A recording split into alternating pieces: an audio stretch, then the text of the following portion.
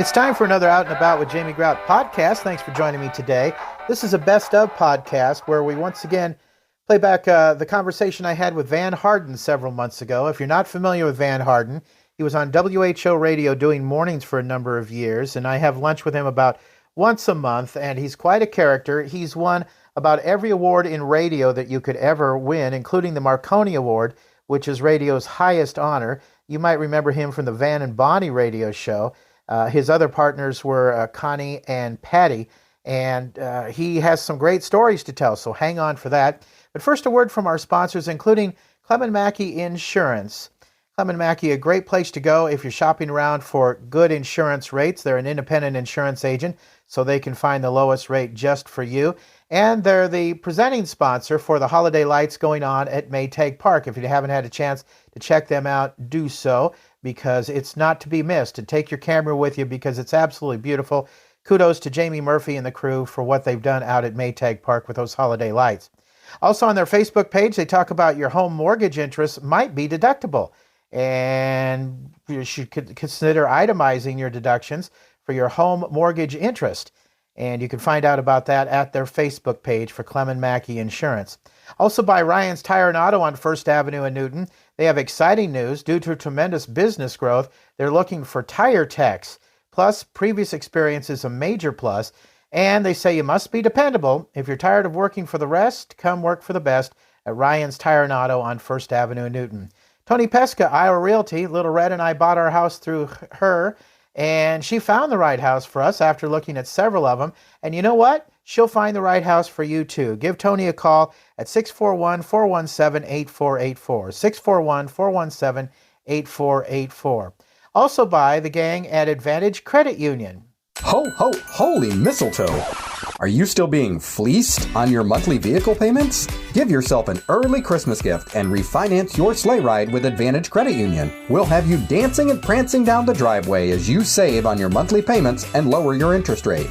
Best of all, you don't have to leave the comfort of your home to sign the paperwork. You can stay warm and cozy in your Santa pants and sign everything electronically. Call or text Advantage Credit Union today to get started. Federally insured by the NCUA.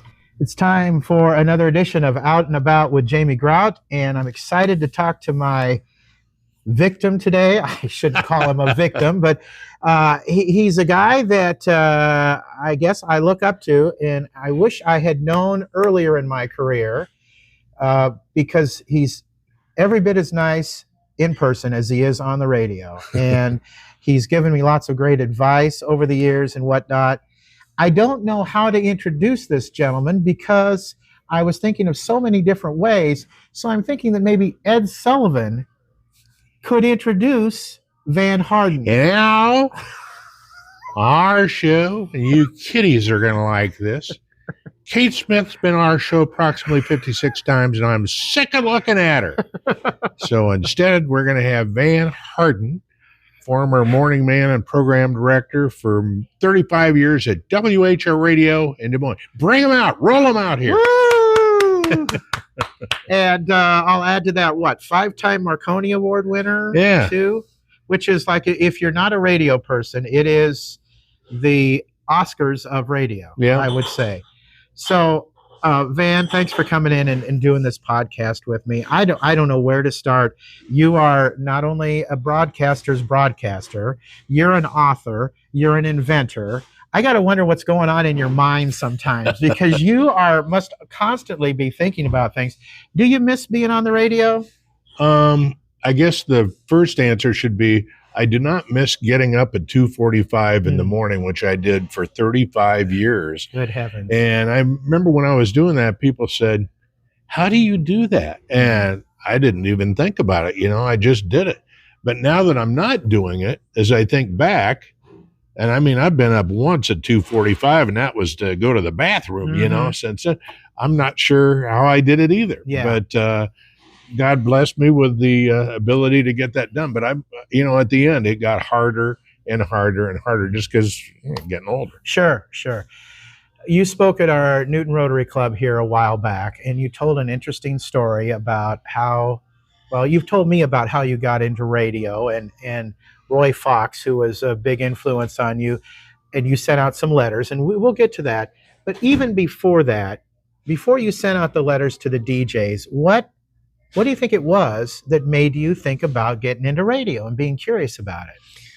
Well, my father used to be very concerned about me when I was a kid. What are you going to do to make a living? How are you going to earn money and all that? And I mean, he was relentless with this. I mean, every week, if not every day.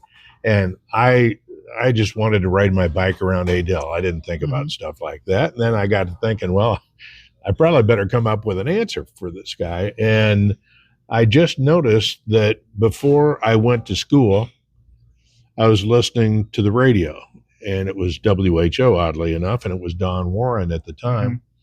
And after a while, he kind of was like a friend to me, even though we'd never met one another. And so then they had an ad on there that they're starting a new program in the afternoon called The Fox's Den. And Roy Fox was going to do that. So as soon as I get home from school, I'd turn it back on and I'd listen to The Fox's Den. And then Roy Fox had an hour break, and then he did Clear Channel Conversation. And so I realized I'm listening to the radio all the time, and these guys sound like they're having fun. And it dawned on me that apparently they pay these people to do that, albeit not very much necessarily. But so I sought out my dad, and I said, Dad, I have an answer to your question. And he says, good, what do you want to do? I said, I want to be on the radio. And you would have thought I said, I want to go to Ringling Brothers and be the human cannonball. You know, it just, nobody in our family had ever had a history of having a good voice or doing anything like that. You know, he was an insurance guy. And so he got this big grin, and he said, quote, you'll get over that. Oh, not so much. And I did, but it took 50 years. Sure. So that's how I first inched into this. And then you wrote a letter to a bunch of DJs, and Roy Fox was the only one that responded to you, right? Yeah, I wrote a letter to 5 guys, people that I had listened to, and by that time I was dialing around listening to other guys too. And I wrote the same letter to 5 people, and the letter was this: Dear so-and-so, I listen to you on the radio every day. I think you really do a good job, and I think maybe I might like to do that for a career too. What do you suggest? Signed, Van Harden. And I remember riding my bike down to the Adel post office and dropping those letters in the mailbox and thinking, this is going to be great. I'm going to hear back from my friends, you know. And I waited and didn't hear anything from anybody, and kind of gave up on it. And then one night I was doing my homework, which was amazing in itself, but my mom said, the phone rang, and she said, it's for you. I said, okay. So I went over and I said, hello. And this voice said, hello, Van, this is Roy Fox, and we're live on Clear Channel Conversation right now. And I said one of the wittiest things I've ever said on radio. I said, really? He said, yeah. He said, I got your letter, and do you mind if I read it on the air to the audience? And I said, no, that'd be fine. So he read it. Then there was a pause, and he said, I want you to know that when I was a kid, I wrote a letter almost exactly like this. Wow. And a guy helped me. So now I'm going to help you. Wow. Okay. That's neat. So I hung up, and my dad said, who was that? And I said, it was Roy Fox on WHO radio. And he used to listen to Roy Fox. He said, you're kidding me. I said, no. He has invited us to come down to the radio station Saturday. He's going to be working, and he would give us a tour of the station and answer any questions that we might have. And so I thought, wow. Yeah. So we went down there. Sure enough, he was there. He spent 2 hours with us, showing us around, telling us what everything did, answering questions. And that made a big impression on me. And I thought, if I ever make it, I'm going to do that same thing when kids want to get into radio. And did you? Oh, yeah. Yeah, a lot of them. Wow. Sometimes I heard from the parents instead of them. Sometimes I heard from them. But, yeah, I consider that an honor. And so I remember the last thing on the tour was the studio where he broadcast. And we went in there, and man, I felt like I was in the North Pole with Santa Claus. Sure. Now, let me jump in real quick. Was this at the WHO studios that were on Walnut Street? Yes. Where the TV and the radio were all together before it moved to Grand Avenue? That's right. All right, sure. Yeah. So I remember he told us all about how everything worked and the acoustics and all, and then he said, and that's about it. So he opened up the door, and I remember my mom walked out first, and my dad, who was very impressed at this point, walked out second. And then I started to walk out, and I stopped, and I turned around, and I looked at the chair. And I vividly remember, like it was yesterday, saying to myself, I have got to sit in that chair someday. Sure. I never dreamed I'd be sitting in it for 35 years. Yeah. I'll tell you, I had a couple of influences on me getting into radio. My sister, who's 10 years older, dated a guy in high school who worked part-time at KCOB in Newton. And so I would go there, and I was just fascinated by everything. And as a kid, I was petit mal epileptic. And I don't know if you know the difference. There's grand mal, where you have the big seizures, and petit mal, which is like, it looks like you're daydreaming. And some people wouldn't even notice, but my parents did. And so I'd have to go to blank from time to time. And one of those trips, I begged my parents to take me by the street side studios of KIOA. It was on that road in Keogh. And they had windows in it? Yeah, and on the right side, you could watch the DJ. And in the middle was the doorway, and on the left side was the newsroom. And I tell this to Phil Thomas all the time. And I was just, Van, it was like magic. Yeah. It was like magic. And this guy was having fun. He was telling jokes, talking on the phone, playing music. And even at that age, and maybe you did too, but I perceived that a lot of adults didn't really enjoy their job. Yeah. And you and I got into a profession that was fun. That's absolutely true. Wow. Fantastic. Yeah, I just remember thinking after a while, I thought, this radio thing, you used the word magic. It is magic. I mean, these people sit in front of a hunk of metal that's got a wire coming out of it. Right. And the wire goes somewhere. Uh-huh. And then eventually it goes out to a transmitter site, and it runs through an exciter. Sure. I said that's why my program was so exciting. It went through an exciter. Right. And then it goes up the tower, and out it goes. And magically, people have these little boxes in their car and in their house, and they turn a knob, and your voice has flown through the air and gone to their little box. Right. And it comes out, and they can control how loud it is. I said, that really is amazing. Yeah. Yeah. To me, that's more amazing than TV. Yeah. TV uses that same thing for the audio. Yeah. So, gosh, so many things I want to ask you. I am going to go back in time to where you were first on the air, and it was in Perry, right? Yes. Okay. How long were you there? About 2.5 years. Okay. 3 years, maybe. And then you went to Tulsa? Yes. And I heard an air check. Now, this was like a beautiful music station you were on, right? Yeah. You must have been bored to tears. Yeah. pretty much. Yeah, pretty much. And then did you go to KRNT after that? Yes. They called me, and the program director at KRNT said, I can't believe I found you. We had our ears on you when you were in Perry, and I wanted to hire you. Was that Del Hall? Yes. Mm-hmm. And he said, so I called out to the station, and you weren't there. Mm. And then I came back, and he found me. And so they hired me to be the all-night man on KRNT. I was the first guy ever to keep KRNT on after midnight. Oh, is that right? Okay. And I did that for about 3 months. And then Del Hall called me at home one time and woke me up because I had a weird sleeping schedule because of that. And he said, hey, you need to come down to the office. And I said, okay. And I thought, how much trouble can I possibly get into between midnight and 6 in the morning?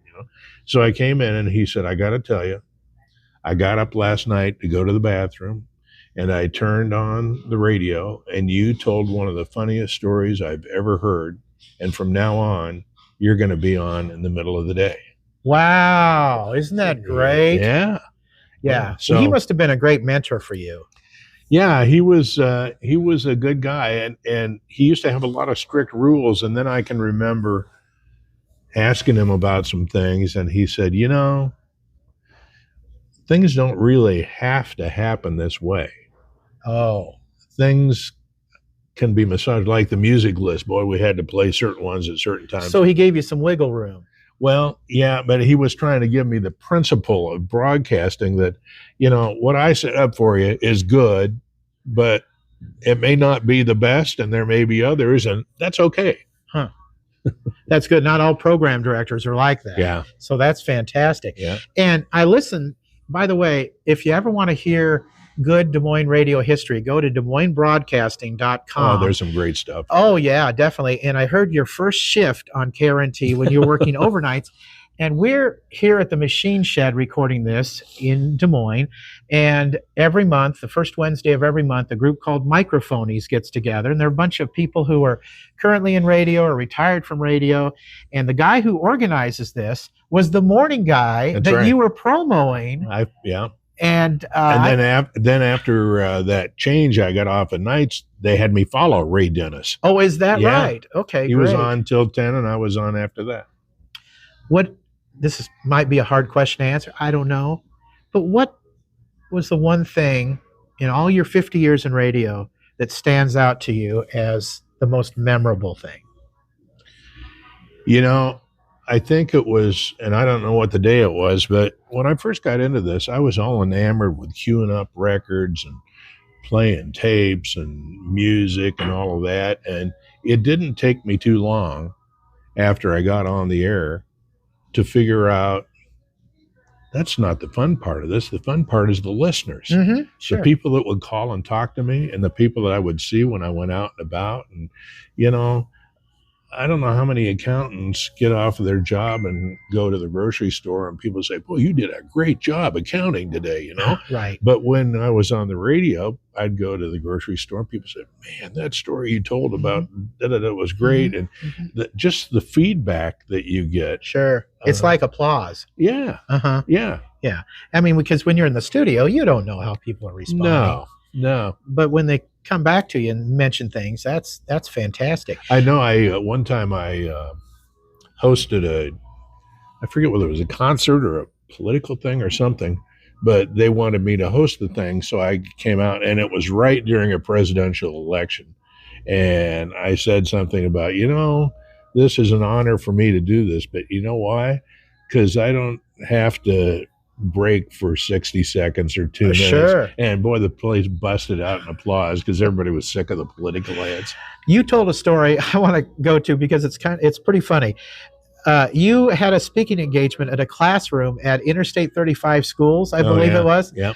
Tell that story because those kids were excited to have you in there. Oh yeah, I had lots of requests to speak, and one of them was I forget whether it was middle school or junior high or something, and so I went down there to New Virginia or St. Charles or wherever it was, and after the teacher asked me to come, she'd call me every few days, and she said, "I just can't tell you how excited these kids are that you're going to be coming to our class to speak." And I thought, well, that's get puffed up about that, but I thought it was kind of weird because it's not like I was a rock star or something.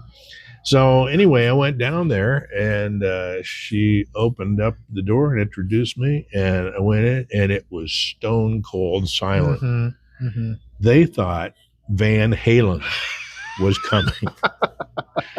And to this day, that's one of the longest hours of my life. I bet. Yeah. I bet. You almost got out of radio, too, to work at a packing plant. Oh, well, yeah. And you had something, maybe it was sent from heaven or something, that kind of changed your mind. What happened there, Van? Well, a guy who was on KRNT right after my shift, I walked in and he was reading the newspaper one day. I said, "What are you looking at?" And he said, "I'm looking at the want ads." He says, "Look at this. Out in Perry, Iowa, at the Oscar Mayer plant, they're paying people triple what we're making here to stuff hot dogs." I said, "You're kidding." He says, "No." He says, should we go stuff hot dogs? Because he had the same problem I did. Right. And we said, "Nah, we're having too much fun." And so I I moaned and groaned, and I had a real pity party about this whole thing, about how I love this job, but I can hardly pay for gas and food. Right. It doesn't pay very well, Oh. especially at the beginning. So the next day I came into the station, and the receptionist says, "Man, there's a guy here that's been sitting that wants to talk to you." And so I sat down next to him, and he told me a story. He said, my sister was in a real bad car accident a while back, and it was bad enough that she went unconscious immediately. And he said, we took her, she was at the hospital in Des Moines, and they tried everything. They couldn't do anything to get her out of it. So they life flighted her, air life or whatever it is, over to Iowa City, and they're trying over there. And he said, they're not making any progress either. And so the guy said, we, the family, asked the doctors, is there anything we should be doing that might help along with this? And so they said, well, about the only thing you can do is surround her with things that she was familiar with on a daily basis. Mm-hmm. So they got stuff out of her living room and her bedroom, and they put it next, the bedstand and everything. And then he said, I got to thinking. He said, she told me one time that she listens to you every day on the radio, and that you seem like a friend to her, which resonated with me. And he said, they can't get KRNT in Iowa City. Would you record? He pulled out a cassette. These were cassette days. Pulled out a cassette, and he said, could you record part of your program, and we want to take it, play it to her? And I said, well, I'd be honored to. So I took the cassette, and I went in there and recorded the program, and I even stopped and talked to her. I said, hey, Teresa, I met your brother. What a great guy. And he told me a little bit about what you've been through. And I want you to know that all back here in Des Moines, we're all thinking of you and praying for you. And I just think things are going to get better. And so I got done, and I took the cassette and walked up to the front, and he was still there. So I gave him the cassette. And he started leaving. I said, now, wait a minute. You got to let me know what happens. Even if nothing happens, then I want to know that. He said, oh, yeah, we'll let you know. So a couple of days went by, and a few more days, and I thought, this is going to be just like when I tried to get those responses from the jocks, and I'm not hearing anything. And so then one day, the receptionist says, Van, there's a call for you on line 4. So I picked it up, and this weird voice said, she wiggled her feet.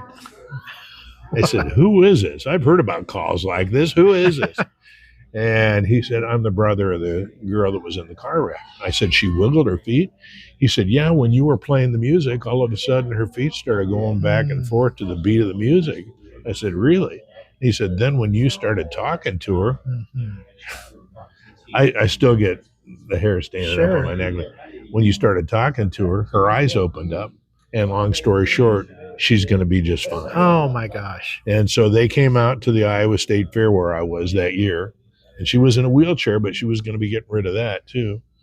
And they wheeled her over to me, and she stood up, and she and I hugged each other for a long time. We were both bawling like babies. Oh, isn't that sweet? Yeah. And so then the family started to leave, and the guy came back, and he said, I just need to tell you how much this has meant to our family. And I said, well, I want to tell you how much it's meant to me, because a few days ago I was thinking about going to Perry, Iowa and stuffing hot dogs instead of doing this. And that was your sign that you needed to stay in radio. So, and I think a lot of times when people don't think they're where they're supposed to be, or they're not doing what they're supposed to do, they probably are and just don't necessarily know it. But it got pointed out vividly to me. Right. Which leads me into your strong faith that you've had. You taught Sunday school for how many years? 40. And you've written a book years ago. You've written, 3 books? Well, I'm on my 3rd one right now. Okay. I got another one coming out here soon. Oh, okay. What's the name of that going to be? Jesus, the prequel. Okay. It's all about Jesus before Bethlehem. Oh, okay. All right. Now, the one that I really am impressed by is Life in the Purple Wedge. Yeah. And is that going to be made into a movie or something? I had a contact about it, and they said, we're very interested in it. I thought, how can you make that book into a movie? Even I couldn't figure that out.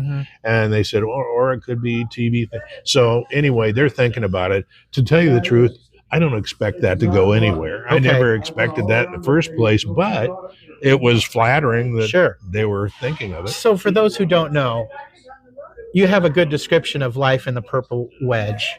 Go ahead and explain that. Okay, well, there was the day you were born and the day you're going to die. Mhm. And I have a big red round circle, and the day you were born is on the left, the day you're going to die is on the right, on those dots. And you're making your way through this red circle. I made it red because life can be traumatic sometimes. Okay. And so then, if you decide to become a Christian and if you accept Christ, then all of a sudden God's kingdom, which is another world, moves over your red circle at whatever point you did that, and you're living in two worlds at the same time. And red plus blue equals purple. So welcome to life in the purple wedge, and you'll be in the purple wedge until you die, and then you're going to be in the blue kingdom forever. Sure. Okay, just real quick. Biggest promotions you've been involved in. I could read them off, but I'll let you talk about them. I can remember some of them. I can even remember when you're back on KRNT and you had Paul Lind on. Oh, yeah. He was in Vegas or someplace. Yeah. And then you also did a thing with the gubernatorial candidates, and it was a deal where they could be on the air with you, but they couldn't do any politicking or something like that. If they did anything political, then we played a buzzer and they had to stop. Okay. Yeah. What else? Probably the biggest, in terms of numbers, the biggest thing we did was the corn dog chomp. Okay. The state fair called me and they said, hey, we usually are a little low on attendance the first day of the fair, and we want to do a promotion. So we had some meetings, and I suggested, how about if we try to break a world's record for the most people eating a corn dog at the same time? Oh, we love that. So they got all of the corn dog providers to come and cook corn dogs all night long. And then we invited people to come, and they said, you can even get into the fair free if you get here before 8:30. Okay. 42,000 people. Oh my gosh. Okay. In That's fact, crazy. And we did it in the grandstand, and that only seats 11,000. And there was a lineup trying to get in, and the Des Moines police were mad because there were traffic jams out on the freeway, and people were jumping out of the car and running across the median. So, to me, that just shows the power of radio. Sure, you bet.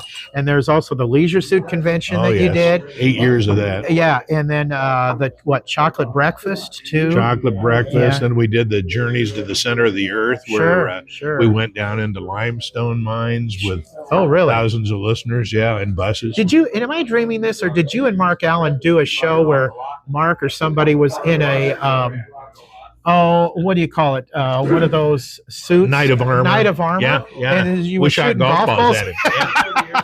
It was out of the driving range. Shout out to Mark Allen, Newton resident, investment guy, and also radio guy. Yeah. Our group is forming here. You can hear the noise in the background. We're getting ready to start with the microphones meeting. Just real quick, do you have any questions of me, Van? Well, I just want to tell you how much I admire what you're doing. And I have known many people that have gone through what you've been going through the last couple of years. Right. And in fact, as far as I know, I'm the only guy that's radio that's never been fired that I'm aware of. I know. And so I just want you to know that, those things happen for various reasons. And I'm here to tell you, it wasn't because of you or your talent or your enthusiasm. And people appreciate you. Yeah. Well, thank you very much. Yep. People appreciate you too, and I maybe I'll get back in someday. Who knows? Yeah. I think the Lord has a plan for all of us. Yeah. As I sit around this room, the legendary Peter McLean is sitting here along with Phil Thomas and many others who are great radio people. So we're going to wrap this up. And by the way, the name for this podcast was suggested by Van. So when you hear the name of this podcast, it's because Van Harden titled it. So this will be wrapping it up for this podcast with Out and About with Jamie Grout. This podcast also sponsored by the fine folks at Newton Clinic PC. At Newton Clinic PC, they say that they really value your feedback and want to hear from you. On their Facebook page, they're asking you to help enhance their service by leaving a review about your recent visit to Newton Clinic. because they say your feedback not only helps them improve, but also assists others in choosing quality health care. Check out their new doctor they have there, Dr. Perrin. He might be the provider for you. If he sounds like the kind of doctor that you want at your side, call or text the Newton Clinic at 792-2112, 641-792-2112 to schedule today at Newton Clinic PC. Also sponsored by the Salvation Army in Newton with the bell ringing campaign going on. You betcha, if you see those red kettles out there and people ringing the bells next to them, drop a coin or two, maybe $1 or $2 or $3 or $4 in the kettle for the Red Kettle campaign. And if you want to volunteer to ring bells, register at registertoring.com. That's registertoring.com. Also sponsored by Pizza Ranch at I-80 and Highway 14 in Newton, with those brunches available starting at 9 o'clock every Saturday and Sunday morning. They're delicious. Also, Westside Java Coffee Bar and Free Classified Weekly. And don't forget about one of our big sponsors who's been on with us since the get-go, Newton Des Moines East KOA. Introducing RV Sales Made Easy at the Newton KOA and Timberline in Waukee. We're here to take the stress out of selling your RV. Listing an RV online can be time-consuming. Our experts step in to handle the details so you can relax while we do the hard work. We act as your trusted partner from start to finish. That means everything from assessing your RV's value and creating standout marketing to negotiating with buyers and finalizing the sale. Call today, Newton KOA or Timberline Campground in Waukee to schedule your appointment to sell your RV. 563-340-6374. We make it easy for you. Until next time, out is out. See ya.